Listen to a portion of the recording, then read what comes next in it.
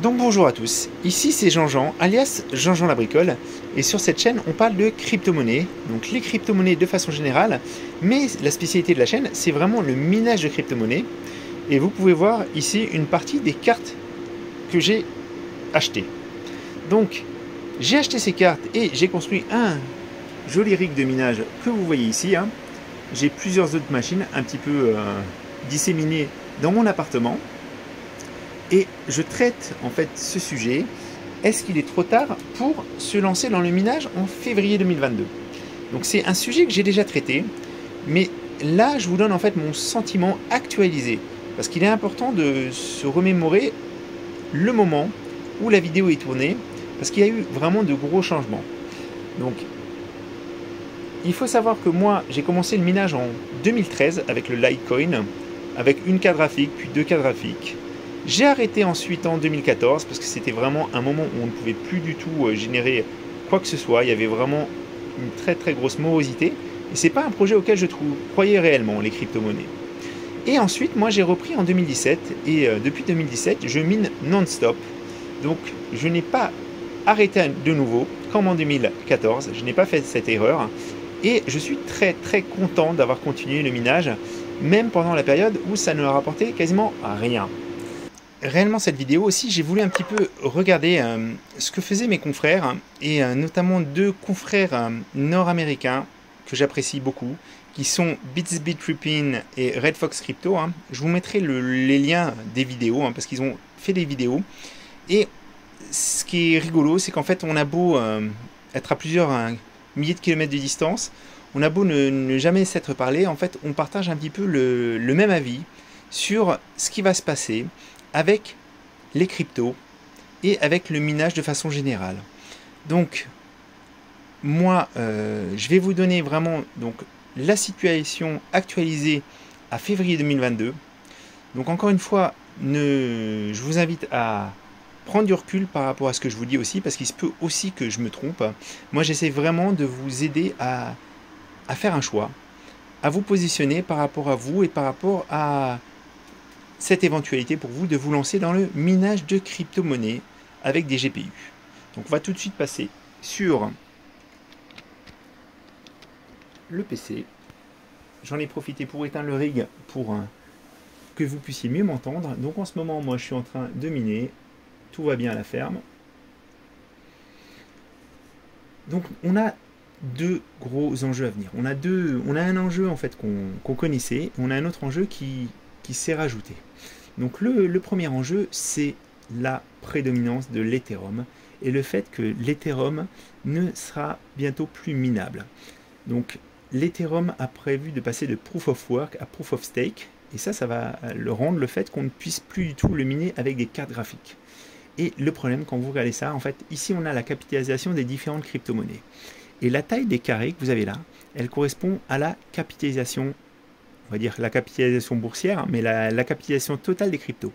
Et vous voyez bien, en fait, on a le Bitcoin qui est énorme, on a l'Ethereum qui a une très grosse place, et après, en fait, on a d'autres cryptos, mais qui sont beaucoup plus petites. Solana, BNB, DOT, XRP, ADA, Luna. Et la problématique qu'on a, c'est qu'en fait, l'Ethereum est minable, le Bitcoin est minable, avec des machines spécialisées, les ASICs, mais après, si vous cherchez bien les autres coins qui sont minables avec des cartes graphiques, en fait, c'est des tout petits rectangles. Et l'Ethereum classique, moi, j'arrive même pas à le visualiser sur la page d'accueil. Alors, j'ai été regarder un petit peu les chiffres, et en ce moment, par exemple, aujourd'hui, il y a eu 9,6 milliards d'Ethereum qui ont été échangés. 9,6 milliards d'euros d'Ethereum qui ont été échangés. Et à titre de comparaison, on a eu 347 millions d'Ethereum classique, qui est la deuxième crypto-monnaie la plus populaire à miner, qui est un dérivé de l'Ethereum. Donc ça veut dire qu'en fait, l'Ethereum classique, ça représente 3,15% du volume journalier de l'Ethereum. Donc c'est vraiment peu de choses comparé à l'Ethereum. Et ce qui va se passer, c'est qu'en fait, à partir du moment où l'Ethereum ne sera plus minable, les mineurs GPU vont aller sur les autres coins. Ce qui veut dire qu'en fait, la difficulté risque d'augmenter très fortement. Et ça va faire une grosse déflagration. Il va y avoir des gens qui vont quitter le minage à ce moment-là, en fait, parce qu'ils vont se dire, c'est pas possible, c'est plus rentable, etc. Ça, c'est la première chose. Et on est quasiment persuadé maintenant que la transition à l'Ethereum 2.0 va se faire soit en juin 2022, soit un peu plus tard. Parce qu'a priori, l'équipe de développeurs a pris du retard. Donc moi, je ne suis pas ça d'assez près pour me prononcer définitivement, mais ça va normalement arriver cette année. Et donc, c'est quelque chose qui va vraiment modifier notre rémunération pour nos mineurs.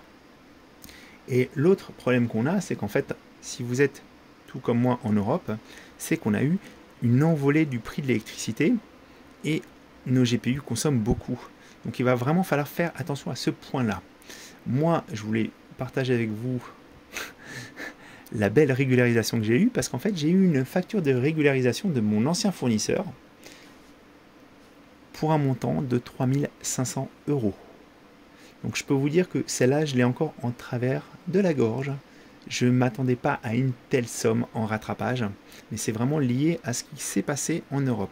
Donc si vous n'êtes pas en Europe, ça ne vous concerne pas. Si vous arrivez à avoir de l'électricité pas chère, à 12 centimes d'euros ou moins, je pense que vous allez peut-être avoir des machines qui seront très faiblement rentables, mais vous allez rester rentable. Nous, avec nos prix européens, ça va être vraiment plus compliqué. Mais j'ai eu des gens qui m'ont dit « Oh là là, je comprends pas, le minage c'est plus du tout rentable, etc. » Alors que l'Ethereum 2.0, la fin du minage de l'Ethereum n'est pas encore arrivée. Donc ces personnes-là, faites attention, parce que moi j'ai été regardé sur What2Mine par exemple. Si on va sur What2Mine, c'est un site qui permet de calculer, même avec des cartes des 3090 qui sont vraiment pas efficientes, même avec un prix de 0,46 USD du kilowatt, on a encore des cartes qui nous rapportent 4 $ net. Alors par contre, vous voyez, brut avant l'électricité, on est à 25 $, et net après l'électricité, on est à 4,14 $. Donc vous avez 4/5, plus de 4/5 du profit qui sera mangé par le coût électrique. C'est pour ça qu'en fait, plus votre électricité est chère, je pense à nos amis belges par exemple ou aux Suisses, eux ils vont avoir des problèmes assez, ils risquent d'avoir des problèmes importants sur ça. Donc faites bien attention. Moi personnellement, je vous donne ma trajectoire, je n'arrêterai pas le minage même si cela ne me génère aucun profit. Ça ne changera pas mon opinion sur l'avenir radieux des cryptos et je vais continuer d'accumuler les coins, et quand c'est un petit peu cet hiver de crypto passera, parce que je pense que ça passera, à ce moment-là, en fait, je retrouverai un petit peu de la profitabilité et je serai toujours équipé. Mais si vous vous êtes déjà angoissé à cette idée, c'est peut-être le moment de vendre. Et ça nous amène aux vraies raisons qui doivent vous amener dans le minage de crypto-monnaies. C'est pas simplement pour moi l'argent et qu'est-ce que ça peut vous faire. Pour moi, si vous voulez vous lancer dans le minage par GPU, il faut vraiment que vous ayez une appétence pour l'informatique, pour le fait d'optimiser, le bidouillage et monitorer. Si vous avez le goût de défis et des challenges que ça représente, là, à ce moment-là, je vous dis, allez-y, commencez à miner. Il faut savoir que c'est pas un sprint. Le minage, c'est une course de fond. Donc, vous prenez marque et vous allez doucement commencer à miner. Si vous n'avez pas envie de vous prendre la tête, si vous n'avez pas envie de vous investir, il y a plein d'autres moyens pour entrer dans le monde des crypto-monnaies avec les NFT, en commençant un petit peu à jouer sur les plateformes aussi. Donc, ne vous limitez pas au minage par GPU et n'y allez pas pour de mauvaises raisons. Moi, personnellement, en 2013, quand j'ai appris que je pouvais générer de l'argent avec ma carte graphique et que je pouvais l'amortir même de façon partielle, moi, c'est quelque chose qui m'a époustouflé. Je me suis dit, c'est génial. Je vais pouvoir, moi j'ai toujours aimé bidouiller, donc, mais je me suis toujours contenté d'avoir du entrée de gamme ou moyen de gamme parce que justement, je voulais pas mettre de l'argent pour quelque chose qui me rapporte rien. Mais là, le fait que ça puisse me rapporter de l'argent, c'était génial pour moi. Donc j'ai pu m'équiper et je me suis acheté des cartes graphiques que je ne me serais jamais acheté autrement, clairement. Et j'ai pu bidouiller sur des cartes à 2000 €. Je trouve ça vraiment génial. Donc il faut vraiment que vous veniez dans le minage par GPU pour de bonnes raisons. Il faut savoir aussi, ça, soyez-en conscients, les mineurs par carte graphique, ils ne récoltent que les miettes des profits. Mais pour moi, ils ont un rôle prépondérant dans l'écosystème. Il y a une communauté avec de l'entraide, on découvre des problèmes, on les résout. C'est une nouvelle façon d'utiliser nos GPU et de découvrir différents projets auxquels on ne se serait pas forcément intéressé. Mais comme on essaie de trouver des projets rentables, comme on essaie de se projeter dans l'avenir, en fait, on fait ces recherches en fait. Et ça, c'est Bittripping qui en a parlé. Et c'est quelque chose qu'on a vu aussi dernièrement avec le Toncoin, avec le Alphenium aussi. Les GPU sont très facilement reprogrammables. Et quand on suit l'actualité, et si on fait un petit peu de veille, on peut se retrouver précurseur sur des nouvelles cryptos qui peuvent faire x5 ou x10 parce que justement, elles ne sont pas encore listées, elles ne sont pas sur des exchanges. Et ça, c'est quelque chose que vous ne pouvez pas faire, par exemple, si vous êtes un investisseur. Parce que quand les coins ne sont pas encore listés sur les exchanges, vous pouvez simplement les miner. C'est le seul moyen de les avoir, ces coins. Donc ça vous permet aussi d'avoir un avantage compétitif. Et ça, c'est quelque chose qu'on a tendance à oublier. Donc, comment est-ce qu'on rentre dans le minage? Alors moi, je vous conseille de vous rentrer petit à petit. Ne pas se lancer d'un coup. De la même façon qu'il ne faut pas se lancer dans les cryptos en faisant un all-in. Alors c'est ce qui peut vous rapporter beaucoup, mais c'est aussi ce qui peut vous faire perdre beaucoup d'argent. Je veux dire, la personne qui a acheté le Bitcoin à 45 000 $, quand elle le voit à 38 000, et qu'elle a tout acheté au même moment, elle doit vraiment avoir mal au cœur et ça doit l'angoisser. C'est de la même façon dans les cryptos. Si vous commencez à acheter un rig, ne partez pas tout de suite sur des rigs avec 12 cartes, avec toute la complexité qui va avec. En plus, en ce moment, donc ça je vous le montre, on a quand même vraiment moi je vais sur needscontard.co pour acheter les cartes graphiques. Je ne me sers pas de bot pour acheter. J'ai pas ce temps à consacrer pour tout ça, même si je respecte. Et vous voyez bien en fait, si vous étiez venu sur cette page en mars 2021, on ne trouvait aucune carte graphique. À la limite, on avait peut-être des 3090 parce que c'était des cartes à 2500 € et personne n'avait forcément les moyens d'en acheter plusieurs en fait. Donc là, en ce moment, on a les cartes qui sont en stock. On a aussi les prix qui ont baissé. Alors ça a baissé doucement, mais ça a baissé. Je prends l'exemple de ma 3070 Ti, je l'avais acheté à 1129. Là, vous voyez, on en a à moins de 1000 €. C'est pareil, les 3080, on en avait à 1500 il y a encore quelques jours de ça. Maintenant, on en a à 1250 €. Donc, on est sur un autre... Il y a eu un ralentissement. Il y a eu un ralentissement et vous n'êtes pas obligé de vous équiper tout de suite avec plusieurs cartes en fait. Si vous avez déjà un PC avec une jolie carte graphique, vous pouvez très bien vous lancer avec ce PC. Puis quand vous aurez un petit peu miné quelques coins, vous pourrez racheter une deuxième carte graphique, une troisième. Un rig, je vous le rappelle, c'est simplement un PC qui a été réarrangé pour que les composants soient plus optimisés, pour qu'ils puissent mieux refroidir et pour maximiser les performances. Moi aujourd'hui, il y a simplement en fait un type d'investissement que j'aurais tendance à vous déconseiller et je vous en parle, c'est les ASICs Ethereum. Parce qu'en fait, on a une grosse partie du hash rate de l'Ethereum, de la difficulté de l'Ethereum qui est liée à ces ASICs. On ne sait pas exactement combien ils représentent, mais on pense qu'ils sont plus de 60%. Alors, voilà le type de mineur dont je resterai à l'écart. Jasminer X4, un mineur ASICs, de type ASICs. Donc c'est des mineurs en fait qui font une seule tâche. Ils vont pouvoir miner de l'Ethereum et toutes les coins qui sont sur l'algorithme Ethash. Par contre, c'est des machines qui ne peuvent pas miner autre chose. Et moi, je vous dis, il faut vraiment que vous fassiez attention parce qu'en fait, ce qui va se passer, donc aujourd'hui, on pense qu'en fait, une majorité du réseau Ethereum, du hash rate du réseau Ethereum, provient d'ASICs, que ce soit celui-là ou d'autres ASICs Ethereum. Ce qui se passe, c'est que quand on va leur priver du minage d'Ethereum, ils vont aller sûrement sur l'Ethereum classique, qui est le second coin Ethash, donc compatible avec ces machines. Et ce qui va se passer, c'est que la difficulté de l'Ethereum classique va augmenter de façon très importante. Et contrairement à un mineur qui a des cartes graphiques, qui peut aller miner du Flux, ou qui peut aller miner de l'Ergo, qui peut aller sur d'autres coins, d'autres algos, le mineur avec son ASICs Ethereum, il ne pourra pas faire autre chose. Il n'aura pas cette versatilité. Et du coup, il va être enfermé à avoir sûrement des profits qui seront beaucoup plus bas. Ces machines, elles sont quand même vendues très cher. Donc il y a vraiment un risque financier. Alors oui, c'est très simple à installer, c'est très simple à utiliser. Mais si vous n'avez pas envie de faire cet effort de miner, de vous coltiner le paramétrage de votre rig de minage, c'est peut-être pas la peine d'aller sur un ASICs Ethereum, qui risque vraiment d'être un mauvais investissement. Si vous avez envie d'aller sur des ASICS, alors moi je ne suis pas un fervent défenseur des ASICS, pour ceux qui suivent un peu la chaîne, vous savez que je n'aime pas les ASICS même, mais à ce moment-là, prenez peut-être un ASICS Bitcoin. Au moins ça, c'est quelque chose qui ne changera pas, parce que le Bitcoin ne va pas changer son algorithme. Donc vous pourrez continuer à miner du Bitcoin de longues années normalement. Faites bien attention donc avec ce genre d'appareil, parce que je pense que le risque n'en vaut pas la chandelle. Donc je vous ai parlé en fait du fait que les cartes graphiques étaient en train de redevenir disponibles, que les prix baissaient, ce que je trouve une bonne nouvelle pour nous, hein, mineurs. Et je vais aussi un petit peu donc vous parler de ce que je pourrais vous conseiller comme carte, parce que c'est quelque chose que vous me demandez régulièrement.